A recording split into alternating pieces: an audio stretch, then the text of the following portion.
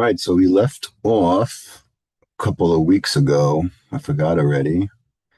The Rambam in the second chapter began to talk about extremes, right? The perils and the dangers of extremes. And then he employed his middle of the road, right? Shvil Zahav.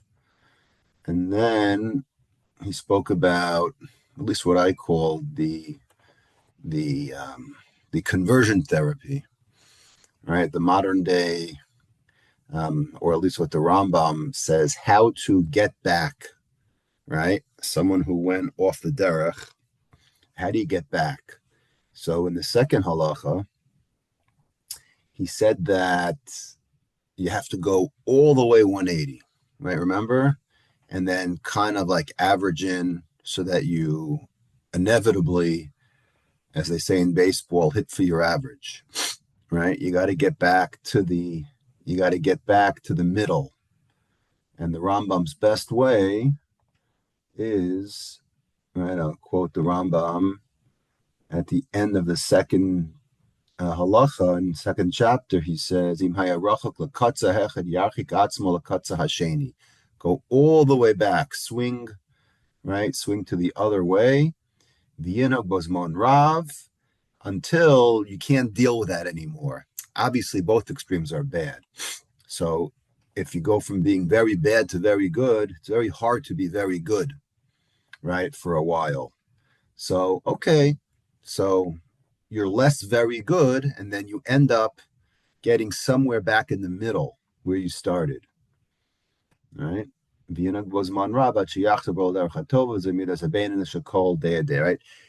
middle, right? And then you average out. Okay, so now we're going to start. The next few halachas happen to be very famous because it's the two exceptions, right? It's the answer to the Rambam's or to the trivia question of what the two exceptions to the rule are, right? Everyone asked this question at one point or another. What are the two exceptions that the Rambam says you should not stick in the middle, right, of the road? What are the two exceptions to that? That you should be extreme, and that appears right over here in Halacha Gimel. V'yesh deos she'asar lo la'adam linhag behed b'beininus, right? There are a couple of them that we're going to show now that you cannot be in the middle of the road. Ela yisrach min hakatza ha'echad ad hakatza ha'acher. You have to be a kitzoni. You have to be a radical in two ways. What are the two ways? The hu gova lev, haughtiness. All right, when it comes to, as we say, humility versus arrogance. All right, there is no middle road. We could learn a lot from this. Right, you can't be in the middle. You have to be all the way to one side. This is very deep. She'ein derech hatova shia adam anav bilvad ela shia shval ruach v'tihei rucho nemucha lema'od. You have to be all the way to the modest side as an extreme. Okay, what we call shval ruach ma'od. Lefichach nemar b'Moshe Rabbeinu, and he picks up from a very famous pasuk where the Moshe is described as anav ma'od. Right, when you have an adjective, right, that ends off with the word ma'od, that means that we're trying to make a point here. Right, we're not just saying that he's modest; he's very modest. V'lo namar anav bilvad. And if you look in Pirkei Avos, it says that we are commanded to be very, very modest. Shval ruach ma'od ma'od. Two ma'ods, in fact. Okay. So that's one of the things that we have to be ma'od ma'od. Now, the Rambam doesn't mention it here, but if anybody knows that anybody ever learned to tour Shulchan Aruch in Choshen Mishpat, I believe, gives three times where the Chachamim say, me'od, me'od. You have to be very, very careful. Anyone out there knows? Any rabbis in the audience who've studied Choshen Mishpat? There's three others. I remember two of them. One is when it comes to shochad, when it comes to bribery.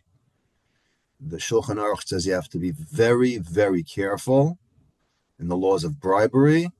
And the other example is the laws of ribis, of interest. You have to be very, very. So ma'od, ma'od, we don't say it about a lot of things, but the things that we do say it about, you have to take note why we stress, some things versus other things. So that's a point of interest. Va'od amru shekol hamagbia libo kafar beikar. Right? If you learn, there are several agadatas and shas that describe how important it is to stay away from being arrogant. Right? Here the Rambam quotes, he doesn't say where he quotes it from. I believe this is in the beginning of Sota, right? I think Daf Daled or something like that, where it says that anybody who is very haughty is denying the existence of God. He's almost like saying, hey, I'm better than you, right? I'm so high, right? I'm riding high. Shenemar v'ramla v'avecha v'shachachtas Hashem Elokecha. Right? The pasuk in Akev says that you're going to come and you're going to be, right? We're over there in the psukim where it talks about how you're going to say kochi v'otzim yadi, right? I think that's what the psukim are talking about, and it says you're going to be riding high, so high, right? You'll forget, who actually created you, that you're a mere mortal. Va'od amru, and further they said, b'shamta man de'is begasus ruach v'afilim because someone should be in shamta. Shamta is the Aramaic word for cherem. Right? We excommunicate someone who shows this characteristic, even a slight amount. Okay, so that's example number one that's exception number one for not being in the middle of the road. Exception number two is kas, anger, right? Someone who is notoriously getting angry. Okay, we know lots of people like that. Okay, someone who is someone who has rage. Okay, that's another trait that we have to stay far away from. And the Rambam says there is no middle of the road. Okay, stay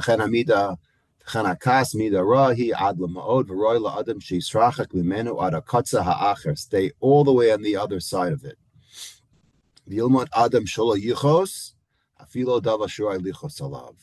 Even, again, we're all humans at the end of the day, right? We get angry, but try to even abstain from anger, even for things that are normal, right? Are reasonable to get angry about. Now, Ramos is about to say something. It's a little bit controversial, and we actually mentioned this about 3 or 4 years ago in one of the Tuesday night lessons. It comes from a Gemara in Shabbos. So let's say you're a teacher or a principal, or I don't know, you're a whistleblower, whatever your job is, and you actually have to show that you're in charge. So the problem is if you're a pushover, right, and you don't exhibit any traits of anger, you're so easygoing that you're afraid that everyone's going to walk over you, then how do you do your job correctly? Right? It's a problem, right? It's a balancing act. So the Rambam therefore says, and again, this is from a Gemara all the way at the end of Masechah Shabbos, Rambam says, V'imratza lahatil ema al banav u'bnei beso o al tzibur, right? Let's say you're a gabbai. Let's say you're a rabbi in a shul in Nova Scotia, right? And people are talking during davening, and they're loud and they're disruptive, right? So how do you deal with it?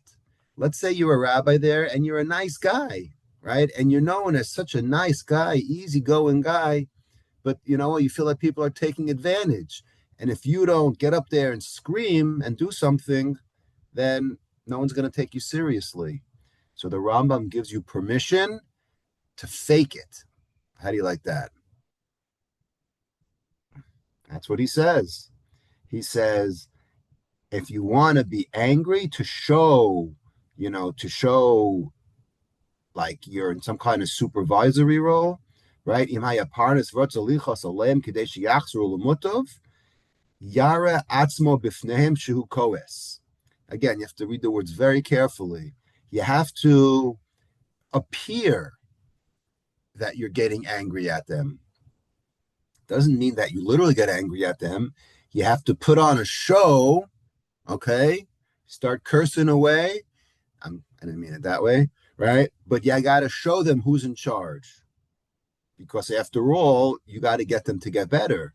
So if you yourself don't show, any dominance, then you're just a wuss at the end of the day.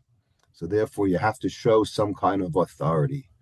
And this is what the Rambam says over here. Mutav yara yara atzmo b'fneim shuko is kedei liyasram, in order to punish them. V'tihei daitum yusheves beino lebein atzmo ka'adam shu medame koes b'shas kaso v'hu eina koes. But you have to realize at the end of the day that you are putting on a show, but you only have to appear that you're angry, but you can't really get angry. Very difficult. Easier said than done. Okay? And the same is true as a parent, right? You got to know when to be angry at your children. Okay?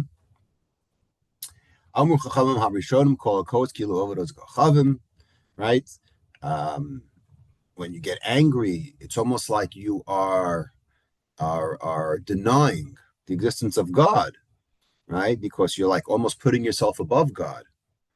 You're like saying, God, this shouldn't have happened to me, right?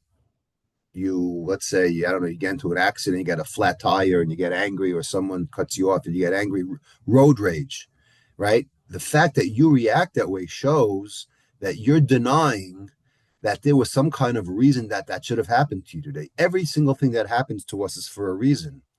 So you're exhibiting your anger is basically showing, I know better than you, God. I mean, that's really, I think, what the reason is, right? You're saying, this shouldn't have happened to me. I know better. So therefore, God's laughing and say, really? You think that you're immune, right? To pitfalls and accidents and bad things that happen? Who do you think you are? Right? So therefore, you have no reason to get upset because you're almost pushing off the supervision of God. Very, very serious stuff. All right. Right. Rambam quotes another Gemara, right? That I think this is either in Sota or Avodah Zarah. Those are the two Gemaras that talk about this a lot. If you're a Chacham and you get angry, that's it. You lose your brilliance. And if you're a Navi, then you lose your prophetic powers. Rambam quotes another Gemara. I think this is Beit Salamed Beis, the famous Gemara that says three peoples whose lives are worthless. We won't talk about the other two. One of them is someone who gets very angry. Stay far away from anger. You have to be so immune and numb from getting anger that even someone who intentionally angers you, right? Remember that bet Shammai and Hillel from Shabbos Lamed Aleph, where the guy came in right before Shabbos and bothered Shammai, and he was in the shower, and right, he did things just to try to tick off Shammai and Hillel, right? Even if you know someone is gnawing at you and shepherding you and trying to get you, you have to just forget about it. Very, very difficult. But that's the extreme that the Rambam says you have to go to, because at the end of the day, there is no middle road when it comes to these two exceptions, Gaiva and Kaas. And here we see it in the words, right? Zohi derech hatova v'derech hatzadikin, and the way of the righteous. And the Rambam quotes another famous Gemara. This is all the way at the end of the first chapter of Yuma. If you remember, a very, very insightful Gemara, one of my personal favorites, which is Aluvin ve'enam olvin. As I like to say, those who could accept it and not dish it out, right? They accept being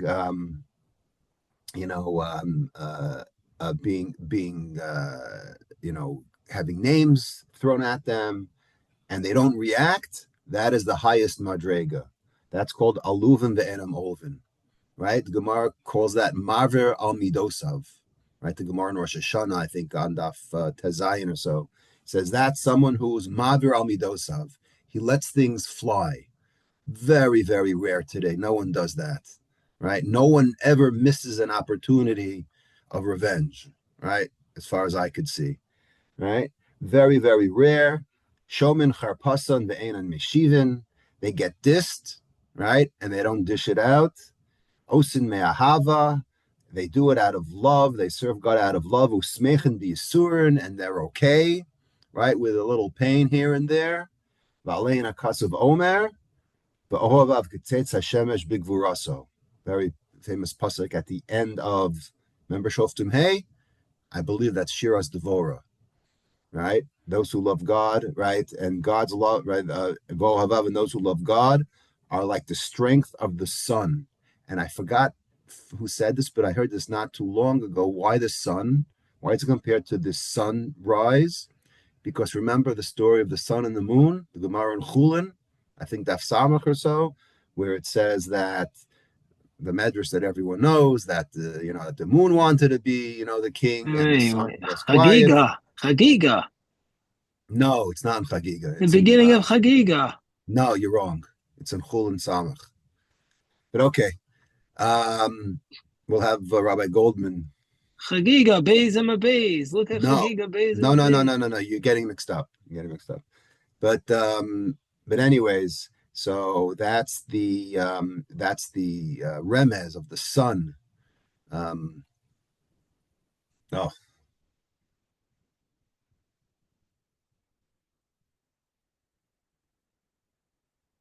That's Samach Hamad Beis. I see a Samach over there.